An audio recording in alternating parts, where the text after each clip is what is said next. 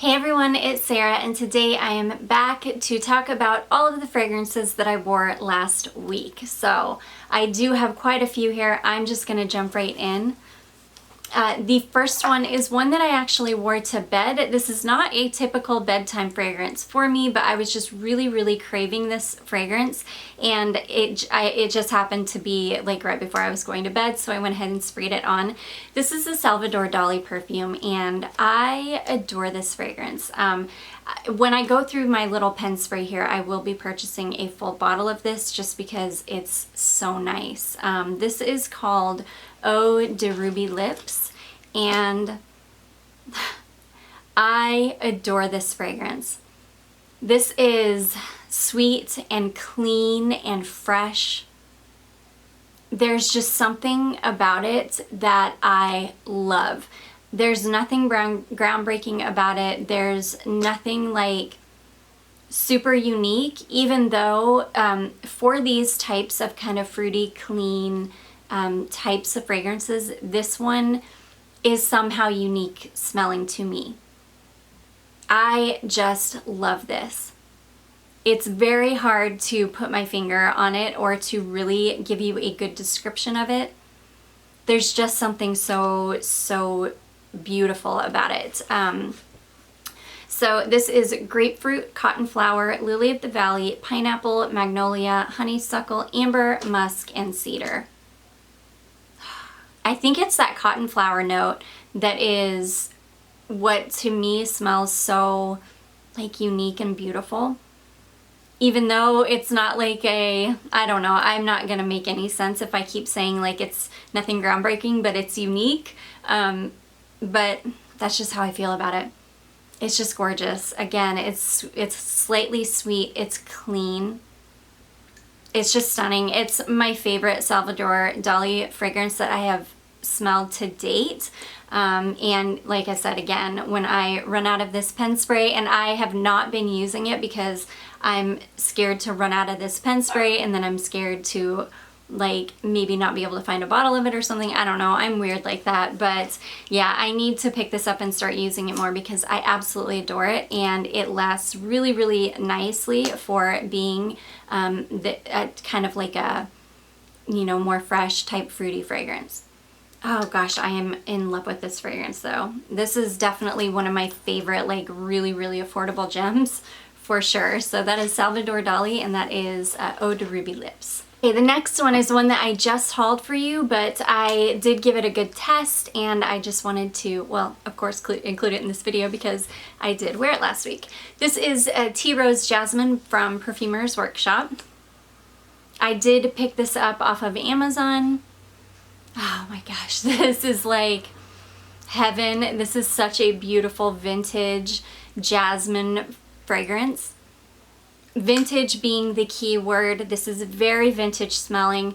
If you don't know that you love vintage fragrances, this is not one that I would recommend blind buying because it smells amazing, but I don't think it would be for everyone. Oh, but I adore this. This reminds me of my childhood. This reminds me of the 80s. Oh, I just love it. This is, it's just beautiful. It reminds me of like it reminds me of sunshine and flowers and like a hippie chick from the 70s. It just smells amazing. So, Tea Rose Jasmine is lily of the valley, rose, tuberose, jasmine, cedar, sandalwood, and amber. Yeah. You do get a lot of the tuberose in this as well, so if you like tuberose, I think you would really like this fragrance. If you don't, you probably wouldn't. Unfortunately, this does not last very long on the skin. I sprayed this on pretty heavily, and you do have to get through that at first, like initial, like the initial spray, because it's a little bit, to my nose, it's quite indolic when you first spray it. It's one of those that can get caught in your throat a little bit. yeah, it's hard for me to explain, but if you know kind of vintage perfumes, you know what I'm talking about. But once you get past that the initial spray, oh my gosh, it dries down to the most beautiful, like delicate jasmine, floral, beautiful, very slightly skanky. Oh my gosh, but it lasts for maybe an hour and then it's gone. It probably pales in comparison to what a true vintage bottle would smell like. I'm sure it's been around since then, but yeah, so it'll get you maybe an hour and then you will have to reapply. And that was with me spraying quite heavily on clothing and skin. So yeah, it didn't hang around a ton, but I don't even care. This is one of those that I'm just happy to have the bottle so that when I go through my perfume collection, I can just pick it up and smell it. It's one of those. So yeah, that is Tea Rose Jasmine from the Perfumer's Workshop. The next one I wore is one that I have not worn in a while, and I'm gonna run through this really quickly because I just have this little tiny half-ounce bottle, which I usually love to have half-ounce bottles, and this one isn't one of my favorite fragrances in the world, so I actually won't be sad when I run out of this. But this is by Rituals, and this is called Fleurs de Himalaya, and I love the way this smells in the bottle. It's this really beautiful, very light, airy, slightly woody floral. But my skin pulls out all the woods and none of the florals, so it ends up just smelling like a woody fragrance on me. And I don't get all those beautiful, delicate floral notes. But it's still beautiful. I still really like this. I think this might have some oud in it. And a lot of times if there's oud in a fragrance, my skin will amplify the oud, and then I can't smell anything else. I couldn't find anywhere where it said that there was oud in this, but I feel like I smell it, and I feel like when I sprayed it on, and I am a very heavy sprayer, as you guys have seen, I feel like when I sprayed it on, that's all I really smelled, was kind of this woody oud fragrance. But anyways, this just has 3 notes listed that I could find: wild orchid, peony, and musk. I know that there are more notes in this. I'm quite sure that there's agarwood or oud or something in this. But anyways, it's really, really pretty. I put quite a large dent in my little tiny half-ounce bottle, and I did that basically with one wear, which that'll tell you, and that's like a quarter of the bottle right there. That shows you how much of a heavy sprayer I am. Okay, the next one I wore is Bracken from Amouage, and this is such a gorgeous fragrance. I fall in love with this more every time I wear it. This is one that you only need a few sprays and you're gonna smell it until the next day. It is an absolute beast. This is one of the most unique fragrances I've ever smelled. And it's one of those, every time I smell it, I smell different things. It's just gorgeous. The notes on this one are wild berries, fern, lily, narcissus, chamomile, leather, patchouli, vetiver, and birch. This is intensely green with that fern note.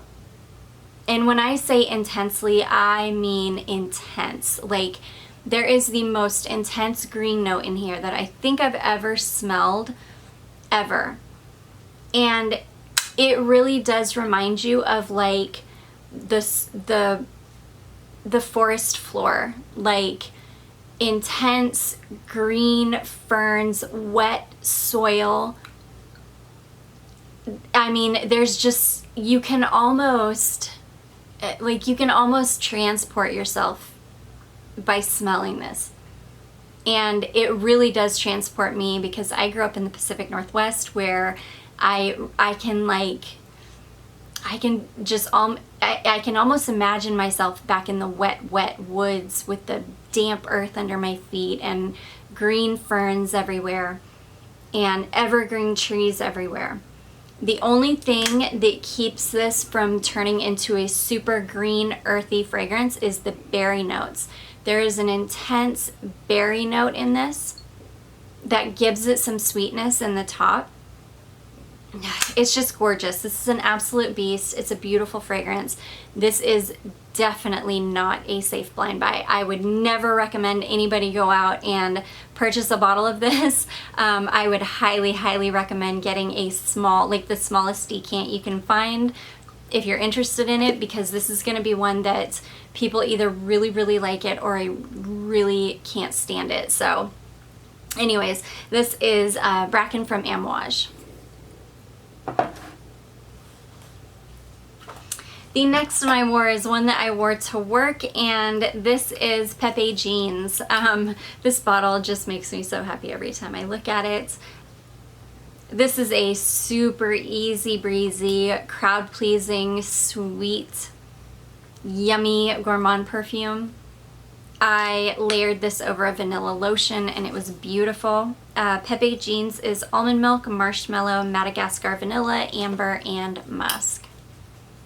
Super sweet. You get that beautiful marshmallow note with the almond milk.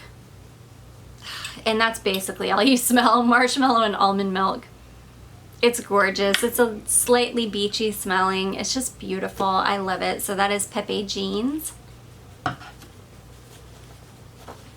The next one is one that I wore to work, another crowd pleaser. This is Guerlain, Mon Guerlain Florale. So this is probably, I haven't smelled the intense version yet, so I can't really say that this is my favorite since I haven't smelled them all, but of the ones that I've smelled, this is my favorite version of Mon Guerlain besides Mon Exclusive, which is kind of its own thing. But Florale is just gorgeous. It's a little bit sweeter. It's a little bit creamier. This one leans more towards Mon Exclusive than it does just the regular Mon Guerlain to me. This has an amped up jasmine note. It smells like it has more vanilla in it and less lavender. It's just beautiful. So Florale opens with the signature note of Carla Lavender, which I'm not sure what Carla Lavender is, but I'm guessing that it is something exclusive to Guerlain. Sambac Jasmine in a higher concentration, peony, paradisone molecule, which I'm not sure what that is, vanilla and woody notes, which I will look up that paradisone molecule, but it's just gorgeous. It's beautiful. If you like Mon Guerlain, I can't imagine you wouldn't like this one. It's just a sweeter, richer, less fresh, and more gourmand smelling version of Mon Guerlain. So I adore that one. The next one I wore is another one that I just hauled. I adore this fragrance and I am so happy to have it in my collection. This is Agent Provocateur and this is Electric. This is primarily a fig fragrance. It is definitely a citrusy fig fragrance, but nonetheless primarily fig. That's what it dries down to on my skin. That is what is most prominent on my skin. And I adore it. A lot of people were saying on Fragrantica and the reviews that they didn't get good longevity with this, that it didn't last for them. This lasts really well for me. I definitely get a good 6 hours out of it before it kind of fades to nothing. I don't know that it's one that I would probably wear to work just because I need to get at least 8 hours out of a fragrance for work, but this is perfectly fine for me at home. So this is lemon, bergamot, lime, fig tree, sandalwood, and amber. It's just a beautiful, light, bright, airy, citrusy fig fragrance that I really enjoy. So that is Agent Provocateur and that is Electric. And then another fig fragrance that I wore this week, I wore this to compare it to Electric because I knew I had another good fig fragrance and I wanted to make sure I didn't have two that were so similar it wasn't worth having both in my collection. Thankfully, they are different enough that it is absolutely worth having both in my collection. This is Fig from Molinard. So this is another gorgeous fig fragrance.